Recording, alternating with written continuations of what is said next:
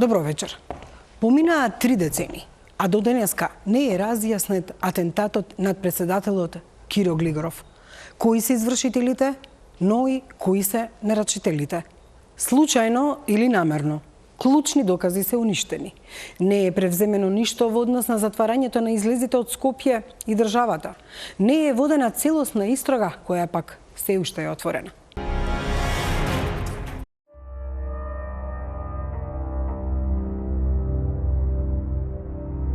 Сликите и снимките од атентатот го обиколија светот и станаа дел од колективната меморија на Македонија. Но фотографиите кои беа пронајдени во текот на истрагата може со помош на новите дигитални алатки да понудат нови согледувања на тој 3 октомври 1995 кога со автомобил бомба е извршен неуспешниот атентат врз првиот македонски председател Киро Глигоров. Ова е фотографија снимена од десна страна на местото на атентатот. Кога вештачката интелигенција ја прашавме што се случувало претходно, го добивме следното видео.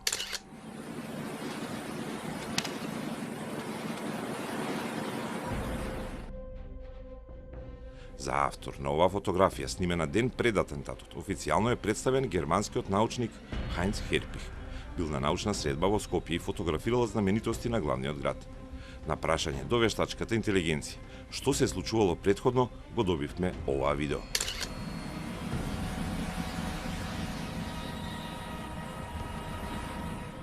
Код во претходните изданија 2012 и 2016 веќе објави и изјава од Херпих за тоа како настанала фотографијата. Херпих бил на посета во Скопје и снимил неколку фотографии. Ги развил, а амито на фотографијата го открил неговиот скопски колега Шемов 3 месеци подоцна во Нирнберг. Wir waren am Abend in Skopje. Ich wollte eine Ausstellung eröffnen und wollte den Bahnhof fotografieren. Den alten Bahnhof. Und ich wusste nicht, dass auf dem Foto dieses Auto mit drauf ist. Erst später, dann kam mein Kollege, Professor Simon Schemow, zu mir nach Nürnberg. Dann habe ich ihm die Fotos gezeigt und er sagt, das wäre das Auto, in dem die Bombe lag. Но како автор на таа фотографија, подоцна сам се прогласи еден припадник на македонската тајна служба. Тврдеше дека е направил пред атентатот по налог на началник на тајната полиција. Обвинителството ги отфрли овие наводи како неточни. Лево на фотографијата има еден детаљ. Тоа е силуета во близина на мито во кој е била бомбата. Вештачката интелигенција на прашање на код го покажа ова видео, дека силуетата доаѓа од правец на старата железничка станица. Толкувањата се дека тој е човек кој чува место за паркирање, ја презема контролата врз автомобилот бомба и на погоден момент треба да ја активира. Но тие тврдења никогаш не се потврдени. Официјалниот автор на фотографијата имали свој портрет на улицата за посетата на Скопје. Како видео направено од вештачка интелигенција прикажан е претпоставен сообраќај на улицата каде се случи атентатот ден претходно.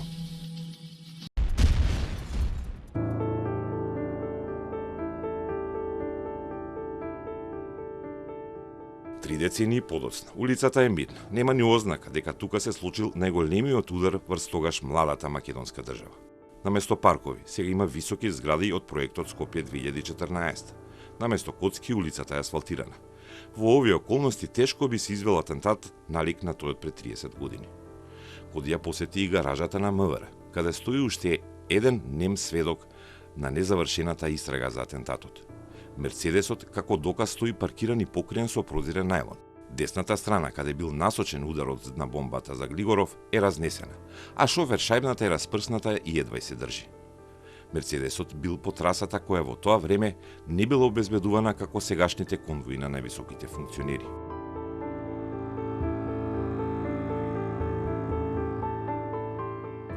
Шемата која Коди ја направи пред 14 години покажува дека трасата на првиот човек на државата всушност била определувана од семафорите, кога тој се спуштал од резиденцијата на Водно до канцеларијата во Собранието. Атентаторите го знаеле тоа. Обезбедувањето на Глигоров се подготвувало да тргне по председателот. Околу 8 часот и 15 минути се собрале пред Собранието. Еден маж од спротива ги гледал, а кога тргнале кон вилата на Водно, ги следел со автомобил. Дури по атентатот, обезбедувачите на Глигоров се присетиле дека неколку пати забележале различни автомобили дека ги следат, но оцениле дека станува збор за случајност. Околу 9 часот и 30 минути председателот тргнал кон кабинетот. Седел како и секогаш напред и читал вестници, каде ги подцртувал интересните наслови. Тоа го знаеле и атентаторите. Се спуштиле по улицата од вилата кон основното училиште Кочорацин. На триаголникот пред школото, Мерцедесот свртел надолу по Водњанска. Тука бил еден од атентаторите со токи воки, кој го извештил штабот дека метата тргнала. Конвојот се спушта по Водњанска, а вториот човек на атентаторите бил лево од влезот на државна болница и повторил дека жртвата се движи. Судбината на Глигоров била запечатена кога семафорот на раскртницата кај НИП Нова Македонија бил отворен за вртење десно. Мерцедесот бил забележан како влегува на кобната траса од третиот човек за врска на атентаторската група. Тој бил пред тогашната кафеја на Букет, каде сега е зградата на НЛБ банка. Веднаш го известил штабот на операцијата. Неколкумина кои ги влечеле конците и седеле на маса во бавчата на кафејаната Победа, денешна Викторија. Од штабот веднаш издале наредба да тргне возилото кое требало да го успори Глигоров и да го намести точно пред бомбата. Сино комбе било паркирано пред зградата на Автомакедонија и имало за цел да влезе во движењето на Мерцедесот. Тргнал веднаш и до раскрсницата кај старата железничка станица, стигнал неколку моменти пред Глигоров. Успеал да влезе на коцката пред Мерцедесот, но успеало да влезе уште едно бело фиќо. Целата колона максимално успорила на не повеќе од 20 км на час. За да мито во безбедниот дел стоел атентаторот со далечинската контрола за активирање на бомбата. Покрај мито прво минало комбето сопирач, па фиќото и на крај дошол Мерцедесот. Со далечински управувач бомбата е активирана.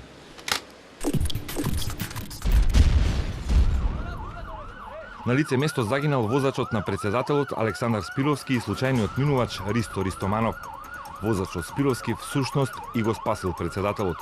Возел поспоро отколку што предвидел оној што ја активирал бомбата. Главниот бран од шрапнелите минал пред Мерцедесот, а председателот бил тешко повреден. Атентаторите не успеале до крај. Добро вечер за Зоран Доревски, поранешен прв човек на 6-та управа при МВР, управа која се занимава со обезбедување на одредени објекти и личности, доктор по безбедносни науки. Благодарам што сте во код. Благодарам на поканата. Веќе 30 години се обидувате да го разјасните атентатот над поранешниот претседател Киро Глигоров. Сме имале многу разговори и секогаш верувам дека имате некој нов момент, токму тоа и повод на ова интервју. Зад нас се фотографии од времето пред 30 години, фотографии од сега Мерцедесот кој се чува во МВР и фотографии кои што се уште не дале доказ кој всушност го изврши атентатот над поранешниот претседател. Постои ли некој нов момент или нешто ново што можете да го кажете, особено ако ги разгледаме уште еднаш фотографиите кои се неколку пати можеби и појавени, некои од нив во јавноста, а некои можеби за прв пат ќе се појават во код? Па текот на времето постојано носи некоја нова информација, некоја нова индиција и правилно вметната во мозаикот од мноштво настани фрла ново светло на целата ситуација и дава можност да го погледнеме и од еден поинаков агол и еден мал детал може да разјасни многу настани, односно да ги даде контурите што всушност се има случајно на 3 октомври 1995 година во 9:45 часа. Првите или можеби единствени фотографии пред атентатот се онаа која е фотографиран германскиот професор, кој подоцна во јануари беше поделена и на новинарите во 96-та година.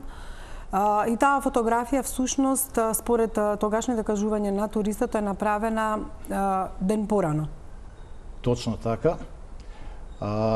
Меѓутоа се појавија поголем број на фотографии од сцената на настанот и на некој начин предизвика спротивставени толкувања и објаснувања или би рекол слободни објаснувања и толкувања која донесе до или продуцираше некои контроверзи и би рекол слободни, необврзни новинарски толкувања кои понатаму направија целосна забуна околу сцената на настанот и што навистина се случувало во претходните 24 часа, како и во моментот на самиот настан.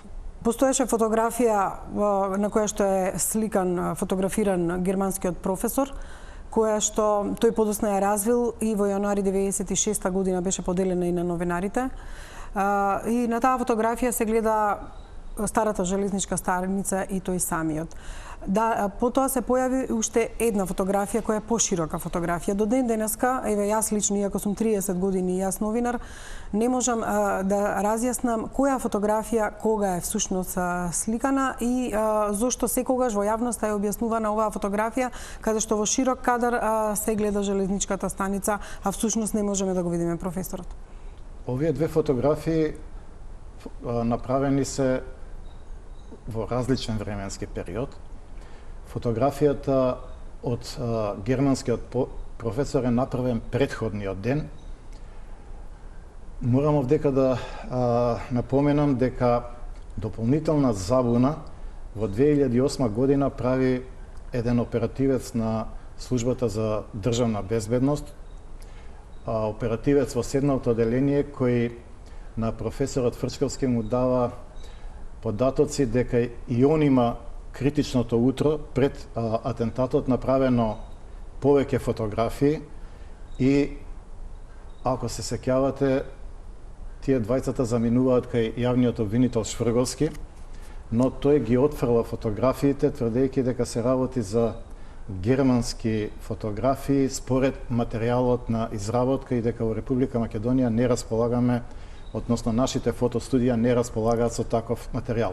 Меѓутоа да ве прашам зошто би фотографирал некој утрото пред атентатот? Од седмата управа, таа е управа за следење и фотографирање. Да, за посебни оперативни истражни мерки и действија.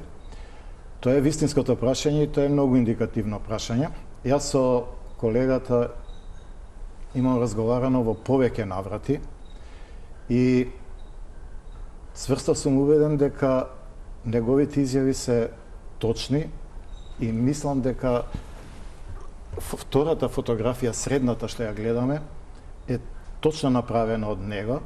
Претходната или првата фотографија би била од германскиот фотограф, направена претходниот ден. На втората фотографија веќе се гледаат утринските сенки кои се многу големи, а на улица Македонија сонцето изгрева на источна страна и во раните утрински часови, како што било студен сончев ден 3 октомври, навистина прави многу големи сенки, што мислам дека го потврдува исказот на оперативецот на Службата за државна безбедност, односно тогаш веќе преименувана во Дирекција за безбедност и контраразузнавање.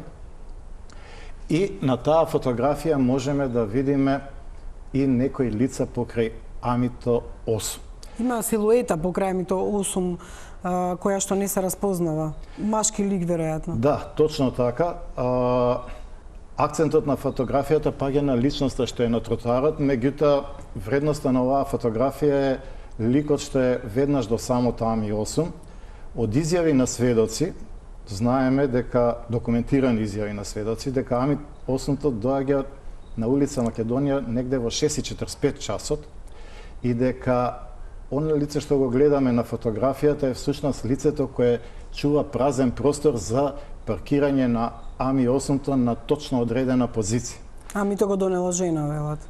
Амито го носи блондинка со плава долга коса и го напушта автомобилот, а клучовите ги предава на лицето што го чува местото. Што значи дека атентаторите не биле 100% сигурни, или тоа е моје толкување, дека тој ден ќе треба да действуваат, или па дека нападот ќе биде 100% ефикасен.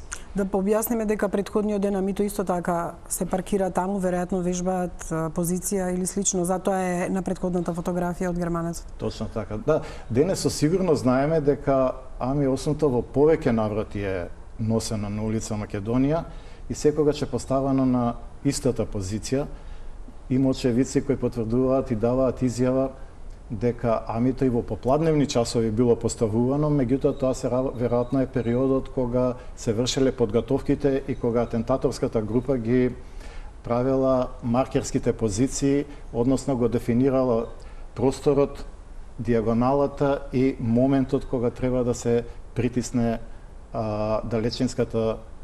далечинскиот активирач на експлозивната направа. Сепак останува нејасно зашто ва втора фотографија сликана од колегата од Агенцијата за разузнавање е направена и кој го пратил тоа да го прави и која е причината непосредно пред атентатот. Дали е вообичаено со оглед на тоа што сте биле на функција на обезбедување на лица и објекти да се праќаат лица кои што треба се грижат за разузнавање надвор од државата внатре и да сликаат траси на претседател или друг функционер? Значи, од она што кој информација го имам добиена од колегата е дека он наредбата да ја фотографира улица Македонија и некои определени објекти и простори е под сосема друга легенда, односно дека имал сосема друга задача и дека извршувајќи таа оперативна активност е фатен и овој детаљ. Таа оперативна активност немала насетување дека некој ќе направи атентат, дали со тоа поврзано? Па не официјално, дека воопшто немало допирни точки со атентатот, обезбедувањето или превентивни мерки или контраразузнавачки, откривачки и така натаму. Дека била нека сосема друга активност. Добро, ова е ексклузивно дека се појавени всушност дека се работи за две различни фотографии кои се снимени во два различни тајминга. Поред мене и од два различни извори. Меѓутоа, она што остана недоумица е и кој го изврши атентатот, а уште помалку знаеме кој го нарача, иако има теории за тоа дека ембаргото е клучната работа и кршењето на ембаргото, односите со Србија, враќањето од средбата со Милошевиќ на писателот Глигоров. Меѓутоа, веднаш по настанот направени се одредени фотороботи кои укажува на евентуалниот извршител или купувач пак на амито. Тука исто така јавноста никогаш не го дефинираше тој момент кој е купувач на мито, а кој е извршител и кој човек сушност го гледаме. Ова се три фотороботи тоест два фотороботи кои беа направени во тоа време. Првиот кој што е по опис веројатно на продавачот на возилото. Вториот кој подосна не е толку во јавноста излезен од германската служба. И она што е недоумица и прв пат ја себе го гледам и јавноста е кој е третиот. Третиот е еден лик од српското подземје, инаку по потекло од Република Босна, роден негде во средината на 50-тите години, соработник на српското крило на Сараевската служба за државна безбедност Дарко Ашанин, кој во почетокот на 90-тите години мигрира према Србија, се приклучува на српското подземје и многу брзо, во исклучително краток временски период, стигнува до врвот на белградското подземје. Според некои извори, дури ја зазема втората позиција веднаш после Аркан. Во белградското подземје не се вклучува во класичните мафијашки активности на трговија со дрога, бело робје, него добива задачи и учествува во организираниот криминал, односно, ако се сеќавате, односно сите добро се сеќаваме, во периодот меѓу 92 и 96 година Србија е под ембарго на Обединетите нации заради непочитување на резолуцијата за прекин на воени действија. И Дарко Ашанин добива задача да се дислоцира, односно да преиде во Република Македонија, поточно во Скопје, каде се вклучува во шверцот со нафтени деривати, што станува главен проблем за Србија во време на ембаргото. Само да подсетам дека Глигоров на втори оди во Белград, разговара со Милошевиќ и таму... Да, тоа е 95-та. Да, таму одбива да се случи царинска унија, конфедерација или било што ќе поврзе трговски Србија со Македонија. Точно така, меѓутоа ова е периодот веројатно претходно кога главната дистрибуција на нафтени деривати и на целиот тој подземен бизнис, да кажам, се одвива од Република Бугарија преку Македонија за Србија и главна компанија која ги дистрибуира нафтените деривати од Бугарија за Македонија е Мултигруп, која имаат седиште во Скопје. Дарко Ашанин е повеќе пати гледан во таа канцеларија на Мултигруп. Тесно се работува со директорот на представништвото на Мултигруп Иво Јанчев и учествува, па дури може да се каже дека раководи со целата таа операција на снабдување со нафтени деривати на соседната северна држава. Она што е сега карактеристично и за Иво Јанчев и за Дарко Ашанин е дека веднаш после атентатот прво загинува, односно врши самоубиство Иво Јанчев во хотел во Софија, а 3 години после атентатот, 1998 година, во близина на својот ресторан Колосеум или Легец, ја не знам точно кој беше, е застрелан и усмртен. Овој Дарко Ашанин. Лицето што е исклучително слично со фотороботите и за кој сметаме дека, односно, дека го има набавено Ами-8 според изјавите на сведокот и описот на фотороботот. Третата фотографија всушност не е фоторобот, туку е ликот на Дарко Ашанин. Ликот на Дарко Ашанинов, дека конкретно ја гледате фотографијата, мислам дека од неговиот нехролог. Зашто го споменувам? Ја споменувам 98 година и ликвидирањето на Ашанин. Во таа година загинуваат уште тројца припадници, би рекол, на подземјето, кои во предистражните постапки се приведувани во МВР и распитувани, односно задржувани и до 72 часа. Тоа е едниот е Лесковица, а вториот е Нуиши. И која е врската сега меѓу Лесковица, Нуиши и Ашанин? На третата позиција во времето на Ашанин, кога е во зенитот на својата мок во српското подземје, се наоѓа македонски државјани. Исто така приведувани, со него се водени истражни действија предистражни действија околу атентатот. Меѓутоа тој подари блиндиран Мерцедес по атентатот. Не, Нуиши го подари. Македонскиот државјанин е Петрит Аме, кој 98 година повтор пат е ликвидиран, бидејќи ние добивме еднаш информација дека 96-та загинува во сообраќајна несреќа и изгорува во сообраќајната несреќа, меѓутоа по деталите на автомобилот и некои неизгорени документи, косовската полиција заклучува дека се работи за Петрит Аме. Во 98 година Петрит Аме и Лесковица Петрит Аме повтор пат е ликвидиран и повтор пат добиваме информација. Па не знам сега ни дали за првиот ни за вториот пат. Меѓутоа тогаш дефинитивно му се губи секоја трага и сакам да кажам дека Петрит Аме има третата позиција во српското белградското подземје, веднаш после Дарко Ашанин, и од тука ја наоѓаме врската меѓу сите овие што се приведувани и со кои се обавувани разговори и за операцијата Мултигруп и за Братиславската врска. Сега станува доаѓаме до еден многу интересен момент, зашто е критична или клучна 98 година и зошто се они сите на некој начин елиминирани и отстранети во тој период.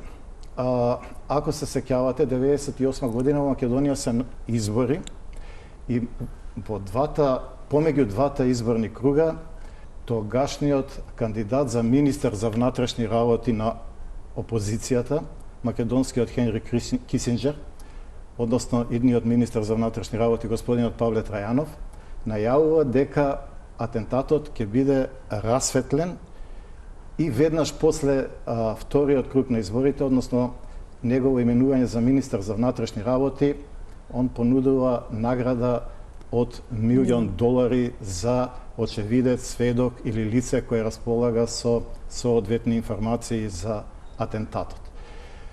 Моите анализи упатуваат на тоа, иако не мора да значат. Јас и не можам со 100% сигурност да кажам дека лицето на фотографијата е идентично со или е токму лицето од фотороботот, сличноста е неверојатна. Графолозите и вештаците сметаат дека ликот се совпаѓа дури со 80%. Само да кажам дека за овој лик во средината се велеше дека е од Канада и дека е човек кој што ликот, не е точно така, ликот во средината не е фоторобот, туку е вистински одбран лик кој очевидците во многу ги потсеќал на ликот што го има купено амиосното. Имаме повеќе очевидци, значи лицето што го продава амиосито, меѓутоа имаме и очевидци од денот на недела, сега не се сеќам точно кој ден е, мислам дека е пред 24 септември, кога на автопазарот фактички нагледувал, се интересирал и барал амиосу.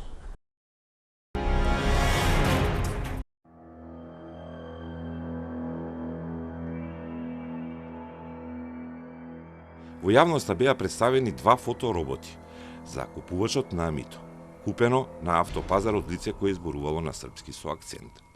Додека работев на оваа емисија за 3 децении по атентатот, тимот на Код откри дека во МВР бил направен уште еден фоторобот, и тоа на лице кое било припадник на српската тајна служба. До неговиот лик се стигнало кога еден жител на Солитерите спроти хотел Бристол и местото на атентатот, неколку дена поред, во втората половина на септември 95, забележал маж кој му бил познат. Бидејќи сведокот претходно живеел и учел во Белград, на крај сватил дека станува збор за негов соученик по име Стефан. Еден ден сведокот успел да се види со Стефан во поранешната кафеја на Роза. На прашањето српскиот соученик му рекол дека е во Скопје бидејќи има и бизнис, и ако успее, ќе се сретне со него. Во тој момент, сведокот не знаел дека неговиот соученик е таен агент на српската служба, но знаел дека користи стан во еден од Солитерите, од каде имал директен поглед кон местото на атентатот. По атентатот, сведокот, чии сознанија за прв пат во македонската јавност ги открива Код, почнал да се интересира за својот поранешен соученик од Средно во Белград. Пријавил. По негов опис бил нацртан фоторобот, третиот. Полицијата проверувала и неколку празни станови, но на крај сведокот добил добронамерен совет од припадник на македонската ДБК да се повлече од приказната заради негова лична безбедност. Сето тоа се случувало во период од 4 месеци по атентатот. Пред 10 години сведокот се обидува да се сретне со Стефан, но не успева да го најде во Белград, туку дознава дека неговиот соученик се преселил на периферија на српскиот главен град, бидејќи е пензионер. Тогаш сведокот дознал дека соученикот Стефан цела работна кариера ја минал во српската тајна служба, први во СДБ, а потоа во БИА. Пред 5 години за сите дознаени работи биле известени повеќе тогашни функционери, а македонското разузнавање се обидело да добие информации преку американски разузнавачи стационирани во Белград. Но ништо повеќе од тој момент немало во истрагата за атентатот.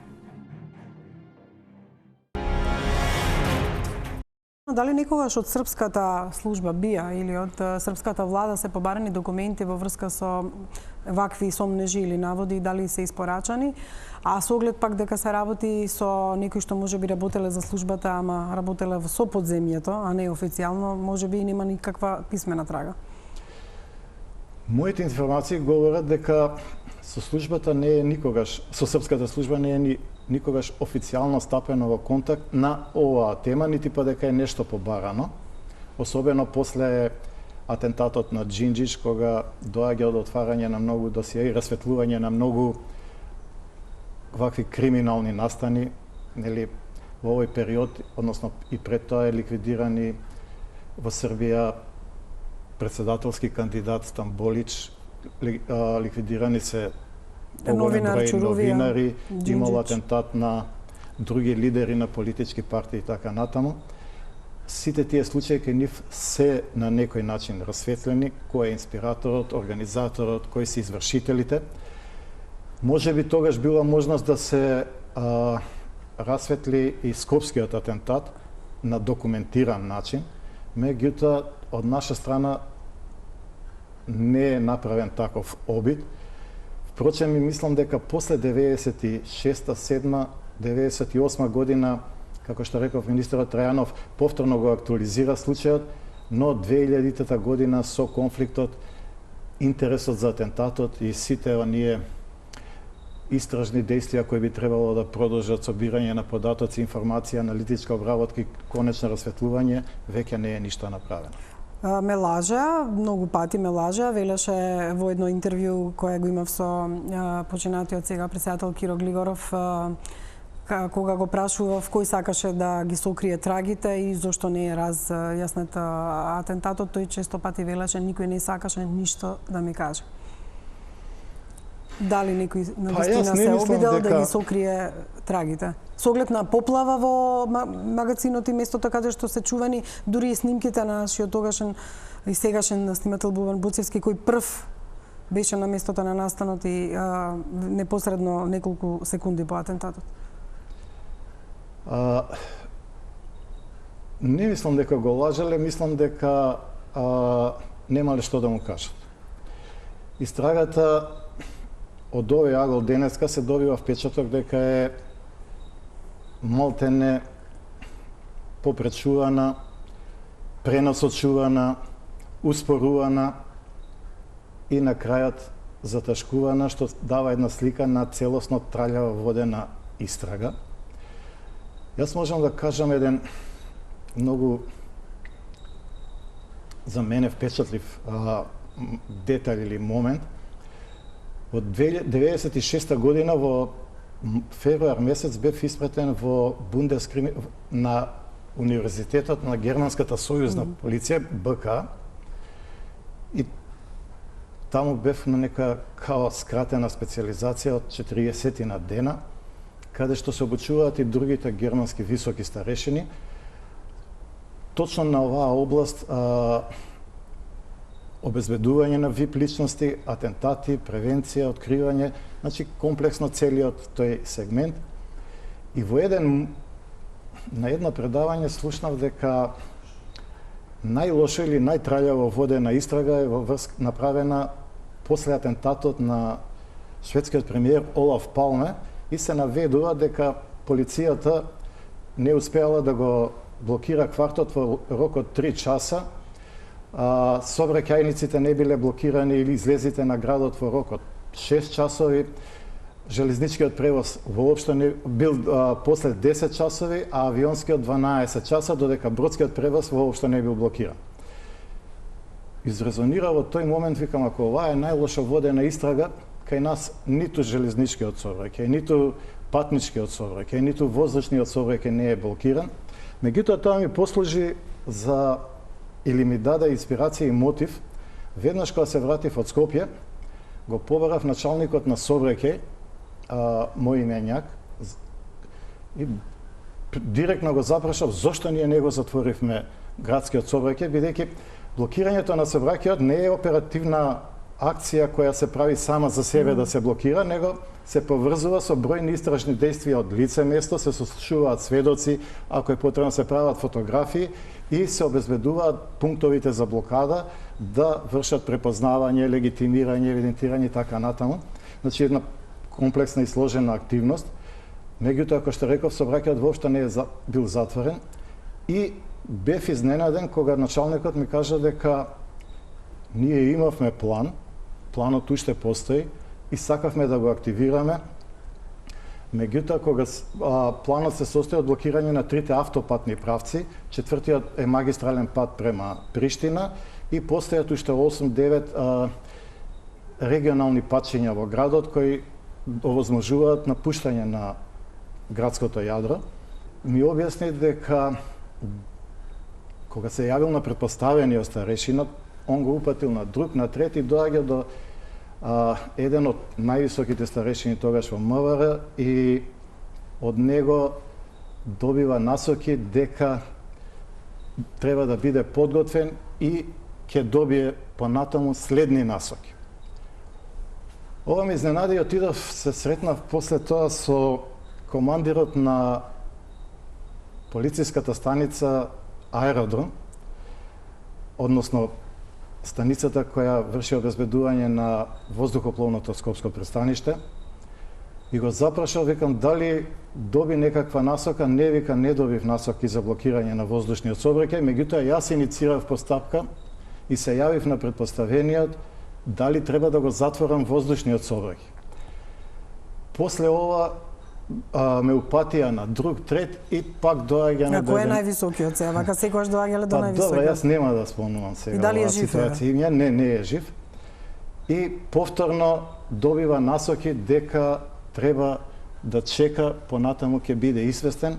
За на крајот истиот одговор да го добијам и од командирот на железничката станица или неговиот представен, кога имаше главен инспектор по таа линија, дека исто кога се обратил до првиот, вториот, третиот претпоставени, кога стига до самиот врв од професионалните старешини на МВР, добива насока да биде подготвен и да чека понатамошни инструкции. Кај нас токму тоа се случи и за жал до денеска го немаме одговорот ниту за извршителот, ниту за нарачателот. Ви благодарам за ова интервју, со овие најнови ексклузивни моменти од она што вие го истражувате. Се надевам дека овие истражувања ќе донесат до некаков резултат и можеби ќе се затвори овој случај. Вам, почитувани гледачи, ви благодарам за вниманието за ова интервју.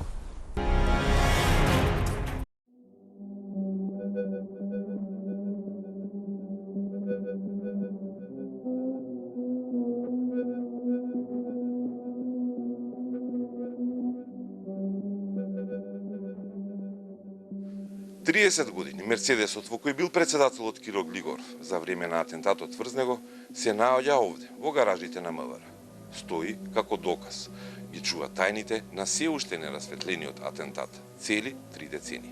Од она што може да се види од Мерцедесот, од возилото, се гледа дека атентаторите знаеле каде председателот Глигоров вообичаено седи кога со возило се движи кон канцеларијата во собранието. Затоа и целата сила на бомбата била насочена кон тоа место, кон предниот дел од возилото.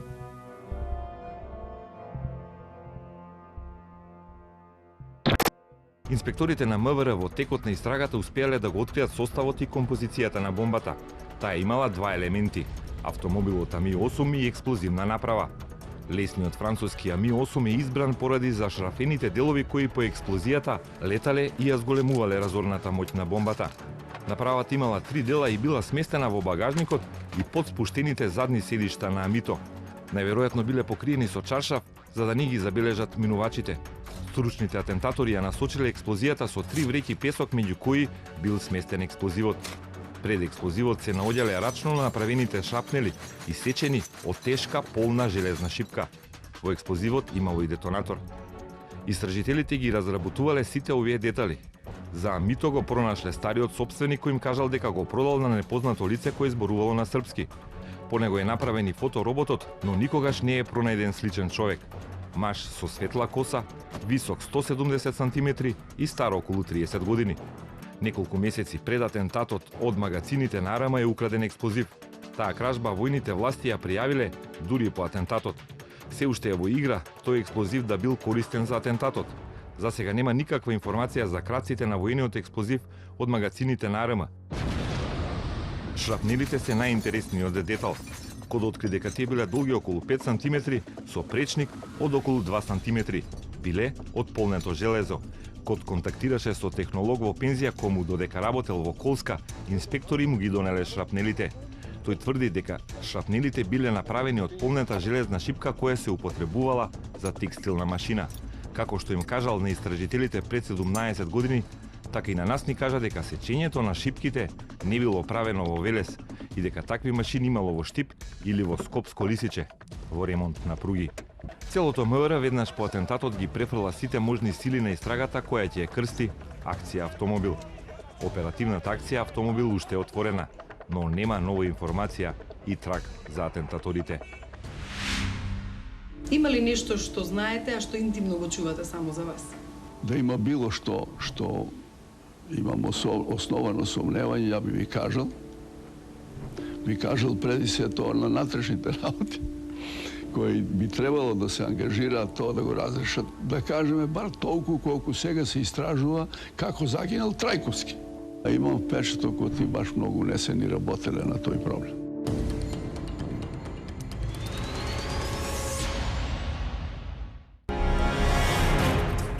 Македонија и по 3 децении се уште го бара својот европски пат. да ја задржи политиката на еквидистанца која ја практикуваше председателот Глигоров, но и обидите за влез во Европската Унија. Но и блокади од соседите. Дали токму обидот за атентат е пресвртница од која Македонија, наместо напред, оди наназад? Се додека не се одговора дилемите кој во 1995 сакаше да го убие Глигоров и да го отстрани од македонската политика, и ние новинарите, но и целата македонска јавност ќе живее со оваа мистерија, но и со разочарувањата од сите пропуштени шанси. Ви благодарам што и вечерва бевте со Кот. Се гледаме по изборите.